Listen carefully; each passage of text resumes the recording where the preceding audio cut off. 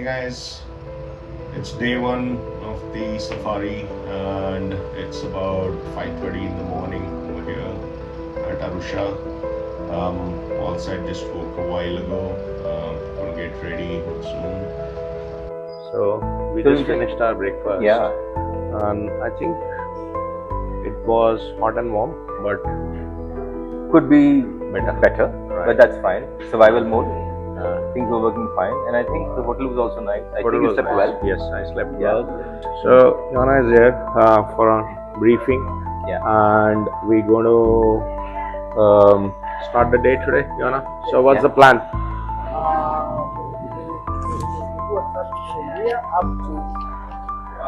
Up to Serengeti, yeah. Okay. And you stop for lunch in the middle. Yes. We'll stop for lunch in the middle. Yes. And we're just going to load this stuff in the car. And who's our guide today? Guide called Casey. Cassie. Yes. We're checking out of the Arusha hotel. Our guide Cassie is here. The jeep is loaded up, and we are ready to kick off.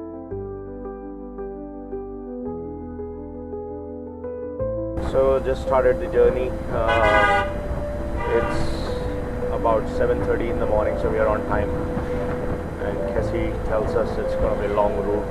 I would like to be at navigate around 3 before 4. Sure. Between that time. Okay. And then from there it's approximately 70 kilometers to the camp. Yeah. And that is inside the Serengeti, so there is much to see.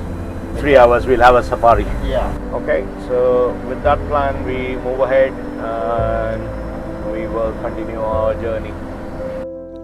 As we crossed Arusha, life in this African small town of Safari was buzzing. People were going about doing their daily chores and business. We soon crossed the Arusha airport and the scenery seemed to be changing quite rapidly as we continued on our journey. So the sun has come out and the air is getting warmer. We are still very far away, even from the Ngorongoro crater. 1.5 hours into the journey, we made a quick rest stop, which turned into this bird photography opportunity. There was this beautiful bird called Go Away Bird. As we continued, we saw Maasai resting under the trees. After about 2 hours of journey, we are crossing a small town called Wambu. And Cassie tells me we are in the Manyara National Park now. What we see outside is the forests getting denser, and we are up on a small climb towards the town of Karatu. Soon we stopped at this rest stop where there are these symbols everywhere of the Maasai warrior standing guard. As we climb up these steps, we are on the viewpoint for Manyara Lake from atop this hill. It is a massive lake and it's stretching as far as the eye can see. Such a beautiful sight. We'll be visiting this place on day 5, but for now it's just a rest stop. And this forest is looking so beautiful down below. I'm quite enjoying this.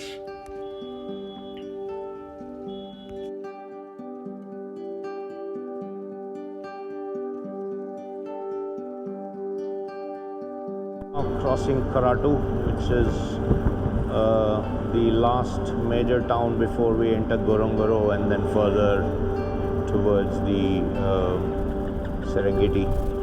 That's the mountains of Ngorongoro in the distance. Now we see. So we just entered the Ngorongoro area and reaching its main gate now.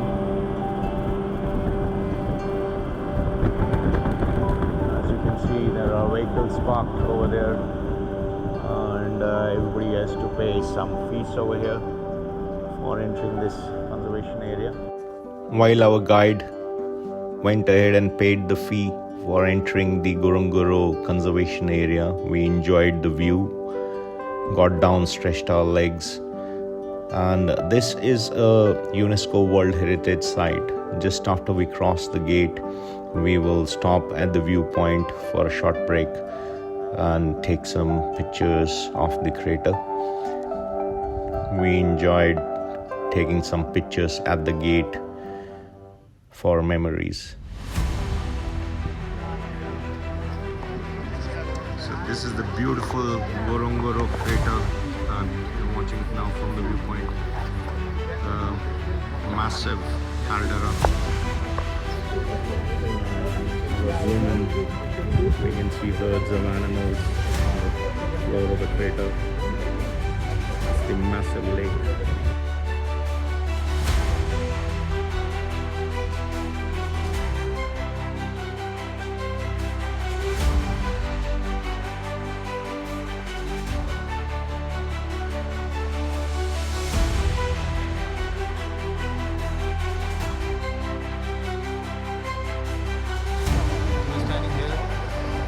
Right on top of the Ngorongoro crater.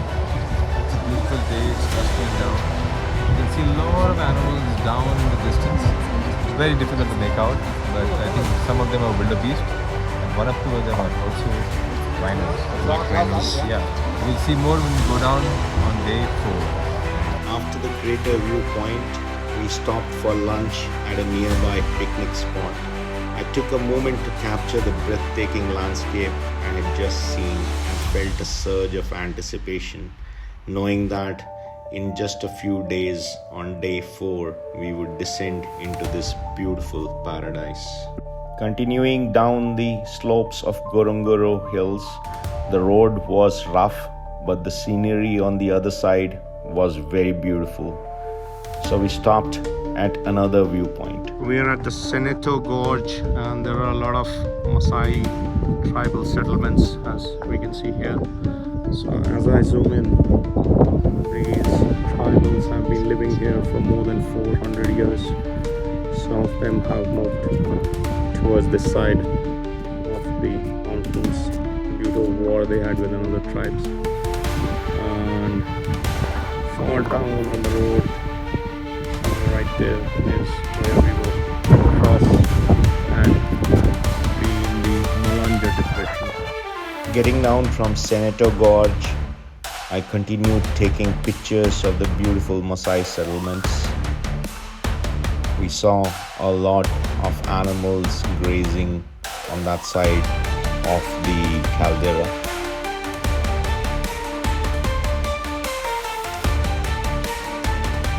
Soon we were on the dusty road towards the Malanja depression.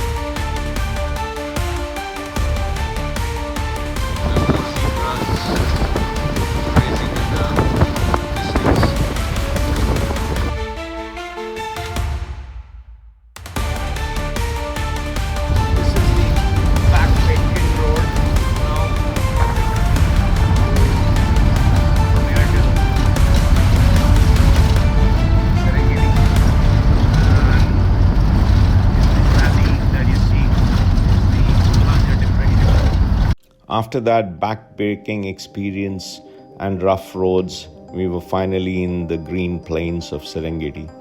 And what a view it was. Wildebeest running around with their calves trailing behind them.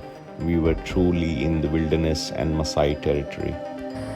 Now just entering Serengeti, and as you can see, there are humongous amount of animals.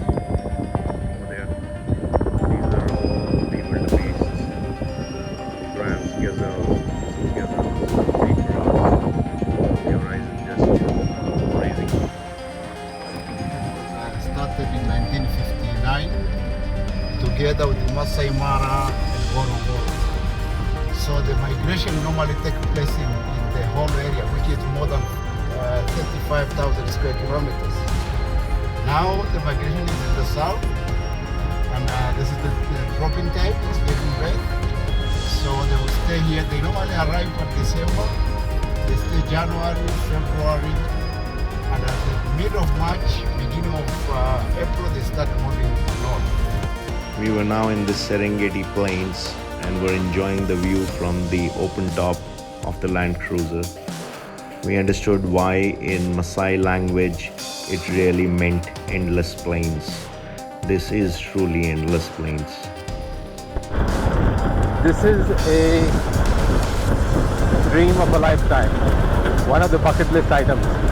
I can't believe I'm here and seeing so many animals of different variety all over the place, just hanging around as if they own the place, which is absolutely true.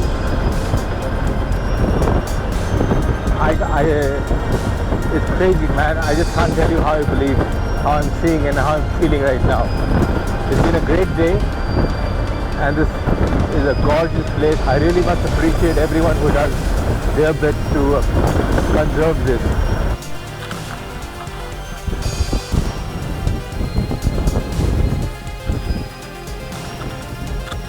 So the car battery is not starting, and this another car is going to push us.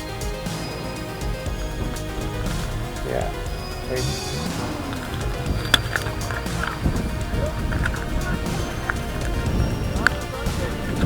And we're back again on the road. So that's an experience. So an entire experience. I missed these two zebras crossing the road. So that would have been a zebra crossing. Hopefully my buddy here got those shots. We are standing about 20 feet from these giraffes. It's amazing to watch them up so close. Hi giraffe. What are you eating? So this is the Nabi Hill Gate. The earlier one was just the Serengeti and just the landmark point. But this is where we pay the fee for entering in. An observation point trek for about 3 minutes. And as usual, don't step on the snakes because they are precious over here. Watch them. So for a good view, you do have to hike, and at times it pays off. Let's see what's on the top. Oh, hopefully, at least we see a lizard here. Right there.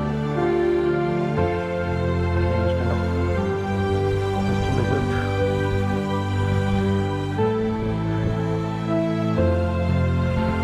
Beautiful view from here.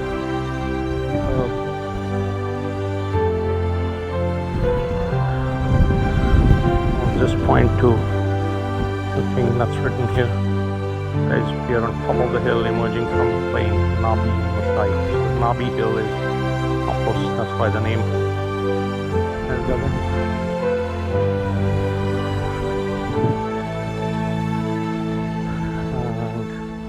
on the other side, that road is where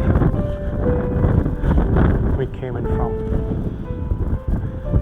So that dirt flying is of the cars coming in. I've seen the sea touch, the ocean touch the sky. Here I'm seeing the plane touch the sky. It's a green bush. Yeah, and that's a nice way to put it. Green ocean filled with land animals and birds. Filled with life. Yes. Life in every corner. Cycle of life. Yes. That's what it is. Okay, back down now and to our onward journey. Getting back from our trek, our driver was waiting. We got in the car and drove towards the central heart of the Serengeti.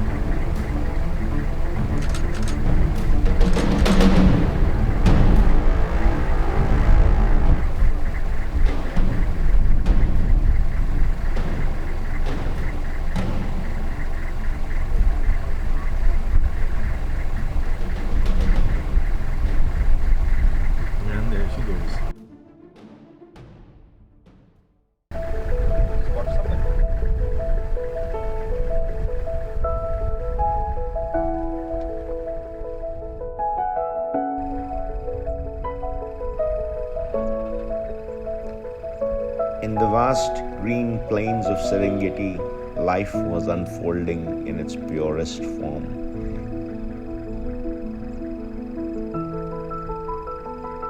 We came across this herd of elephants moving gracefully, their tiny calves protected between tall grass.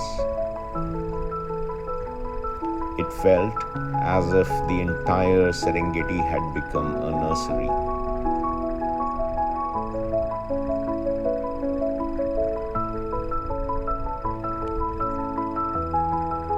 The air buzzed with vitality, and in every direction, the miracle of birth and survival played out in breathtaking harmony.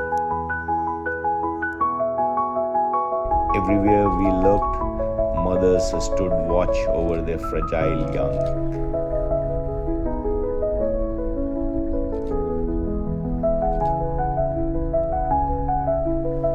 This was a place where new life thrived despite the ever-present shadow of predators.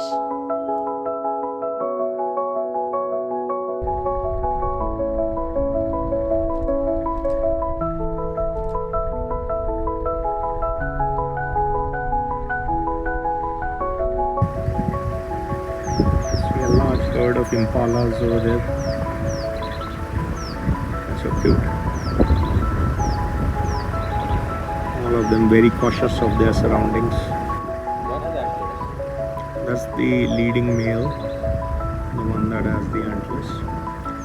The others are juveniles or females.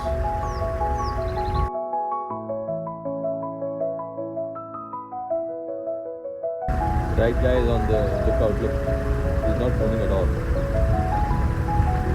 Clean right. Yeah, they got the sentry duty because they were not nice last evening. So for the whole day they've been assigned the sentry duty. These, the one on the right especially, and he's been told, you stand there, you are dispensable. But as I can see, the rest of them are not relying on his powers of sentriness. With laughter and light-hearted jokes, we pressed on, racing the sun to the camp. We had to reach the camp before 7 p.m. Just before the final bend, we stumbled upon the tiniest VIP of the deer world, a dik-dik, easily the outest speed bump ever. As the sun dipped below the horizon, we arrived at Tuko1 Serengeti camps, our little oasis in the wild. The camp was a perfect mix of cozy and untamed, wrapping us in the magic of Serengeti. That night, under a sky bustling with stars, we feasted on the local flavors, sipped our drinks, and swapped tales of the day's adventure.